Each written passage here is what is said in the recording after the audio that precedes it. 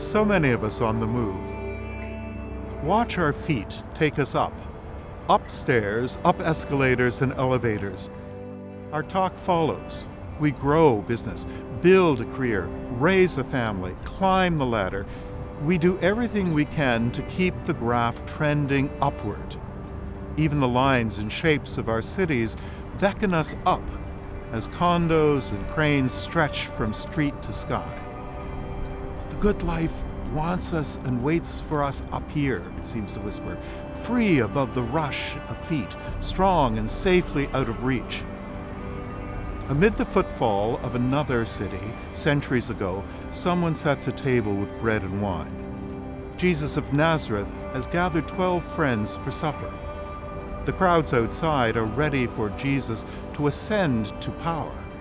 His 12 disciples are prepared for him to rise up and lead them to freedom.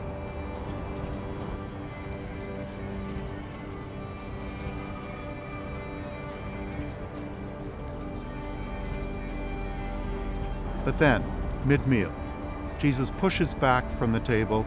He removes his robe and takes a towel, pours water into a basin, gets on his knees, and begins to wash his disciples' feet, one by one. They are confused, embarrassed. This isn't right. Washing feet was the low work of a household slave, somebody with no power and no status. And feet are, well, dirty. It's your feet that wear the strain, sweat, and dirt of the day, whether you walk the dusty roads of first-century Palestine or the slushy streets of a modern city. And here is their revered teacher on the floor, caring for their feet with his bare hands. "You don't understand what I am doing," says Jesus. And they don't. What happened to power, freedom, security?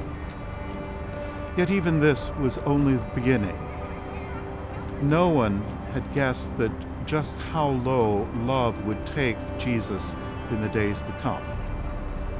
This one moment sums up the good news of Holy Week.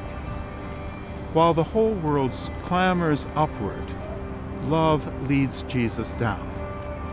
Down from the table to the floor, down to wash the feet of both friend and betrayer, down into the hands of the violent, all the way down into the silence of a tomb. Love sends the God of heaven down into the valley of the shadow of death. Can we hear this?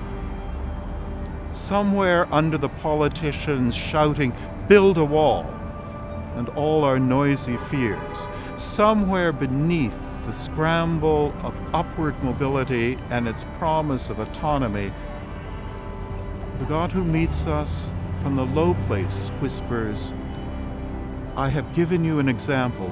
You should wash one another's feet. Love one another as I have loved you." Love led Jesus down. Love made God serve friend and enemy. What happens if we join him?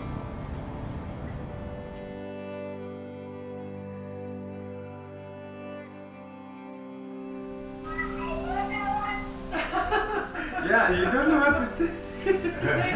We love you. We love you. You hear Kathy say, "I love you." We love you.